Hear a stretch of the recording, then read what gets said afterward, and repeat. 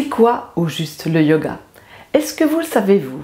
Est-ce que vous croyez que ça se résume juste à faire des postures, à s'étirer, comme on le croit souvent en Occident? Non, non, le yoga c'est bien plus que ça et je vous explique tout de suite tout ce que ça englobe.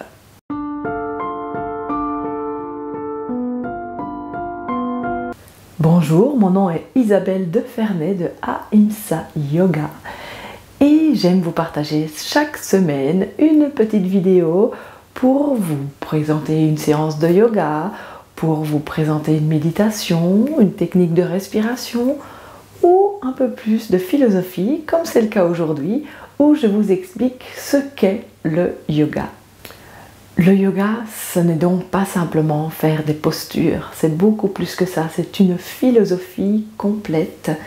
Et c'est Patanjali, il y a plus de 2000 ans, qui a codifié un peu ce que c'est le yoga dans ce qu'on appelle les Yoga Sutras, qui sont 195 aphorismes. Alors des aphorismes, c'est quoi? Ce sont des petites perles de sagesse, ce sont des phrases qui sont écrites à la base en sanskrit, qui ont énormément de signification, qui ont été traduites dans je ne sais combien de langues, et chaque traducteur donne un peu aussi sa petite explication, sa façon dont il comprend les choses, parce que c'est pas toujours évident de prime abord de voir ce qui se cache derrière cette petite perle de sagesse.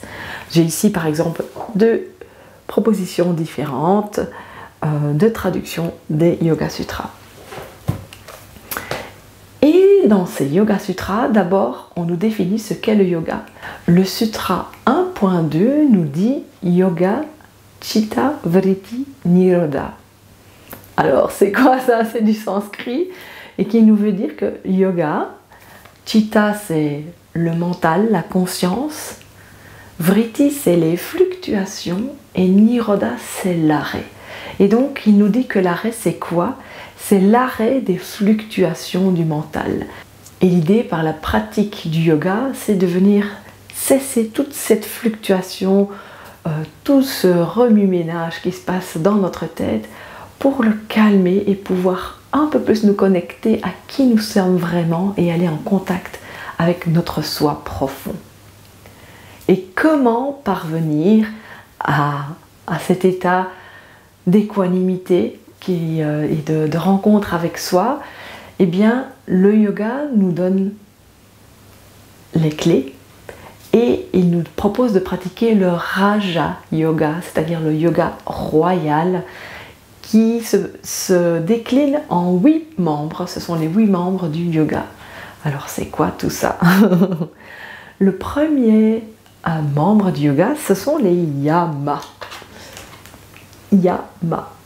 J'espère que vous le voyez à l'endroit. Je vais venir ici coller sur ma petite échelle. J'ai repris le matériel que j'utilisais avec les enfants pour leur expliquer tout ça. Les yamas, c'est quoi? Eh bien, c'est un peu des règles de comment vivre en société, comment vivre ensemble. Hop. Et dans les Yoga Sutras, Patanjali nous donne 5 yamas. Le premier yama, donc c'est des choses qu'on doit éviter de faire, c'est Ahimsa. Tiens, ça vous dit quelque chose? Ahimsa, ça veut dire non-violence, ça veut dire ne pas être violent avec les autres. Alors, on pourrait dire beaucoup de choses là-dessus parce que c'est pas que la violence physique, ça peut être la violence verbale, psychologique, dans sa façon d'être. Donc, ça englobe vraiment beaucoup de choses. C'est en fait la bienveillance. Ensuite, après Ahimsa, on a Satya. Satya, c'est la vérité, c'est ne pas mentir en fait. Ne pas mentir, dire la vérité, bah, c'est facile à comprendre, pas toujours facile à appliquer. Et là aussi, on pourrait dire beaucoup de choses, mais ici, je vais rester général par rapport à tout ça. Le prochain yama, c'est Asteya. Asteya, c'est la non-convoitise, ne pas convoiter ce que l'autre a, ne pas être jaloux, être honnête aussi vis-à-vis des autres. Ensuite, le prochain yama, c'est Aparigraha. Aparigraha, c'est le non-attachement. Est-ce qu'on peut parfois ne pas s'attacher, ne pas avoir d'attente et ne pas s'attacher aux objets que l'on a, aux personnes, etc. C'est pas évident. Ensuite, le dernier yama, le cinquième, c'est brahmacharya. C'est l'abstinence, ou on pourrait dire plutôt la modération. Ni trop peu dans tout ce qu'on fait dans notre quotidien. Ça, c'est pour la première étape, premier membre du yoga, les yamas. Le deuxième membre du yoga, ce sont les niyamas. Niyama, qu'on écrit parfois comme ça, ou avec IY. Et c'est quoi les niyamas? Les niyamas, après avoir vu comment vivre en société, c'est comment être vis-à-vis de soi-même. Soi avec soi. C'est prendre soin de son corps, prendre soin de ses pensées, de manière générale. Et donc je vais venir mettre ça sur ma deuxième étape de l'échelle, le deuxième membre du yoga. Et il y a également 5 niyamas qui sont décrits par Patanjali dans les Yoga Sutras. C'est donc comment être avec nous-mêmes et c'est un travail personnel de recherche. C'est d'abord Saucha. Saucha, c'est la pureté dans le sens, oui, prendre soin de son corps, mais aussi de son environnement. C'est par exemple trier régulièrement, ne pas s'encombrer de choses dont on n'a plus besoin et avoir une maison en ordre, ça commence par tout ça aussi. Ensuite, on a Santosha. Santosha, le contentement. C'est se contenter, mais pas dans le sens de faire avec, c'est dans le sens de être content avec ce qu'on a et avec ce qu'on n'a pas aussi. Être content, mais pour ce qui est ici et maintenant. Comment est-ce qu'on peut juste cultiver comme la gratitude, ça va avec être heureux de ce qu'on a, mais aussi de ce qu'on n'a pas. Le troisième niyama, c'est tapas. Et tapas, c'est une discipline qu'on a envers soi-même, mais une discipline joyeuse, un effort joyeux que l'on veut faire au quotidien pour être de mieux en mieux avec soi-même. Donc c'est par exemple la pratique du yoga, avoir la discipline de le faire un peu chaque jour, par exemple. Ensuite, on a Svadhyaya. Svadhyaya, c'est l'étude de soi. C'est apprendre à voir nos modes de fonctionnement, à voir comment on peut peut-être revoir certaines choses, comment on peut évoluer. Et le cinquième niyama, c'est Ishvara. Attendez, parce que là c'est compliqué, je vous avoue, je l'ai noté. Ishvara Pranidhana. Et ça, c'est l'abandon au divin. C'est se connecter à quelque chose qui est plus grand que soi. Voilà, donc ça c'est niyama, première étape, premier membre du yoga. Deuxième membre du yoga, niyama, donc comment être en société, comment être avec soi-même. Et nous y voilà seulement la troisième étape, le troisième membre du yoga, c'est asana. Et les asanas, ce sont donc les postures de yoga. C'est bouger son corps, c'est prendre soin de son corps. Donc j'avais noté ici, faire des exercices physiques.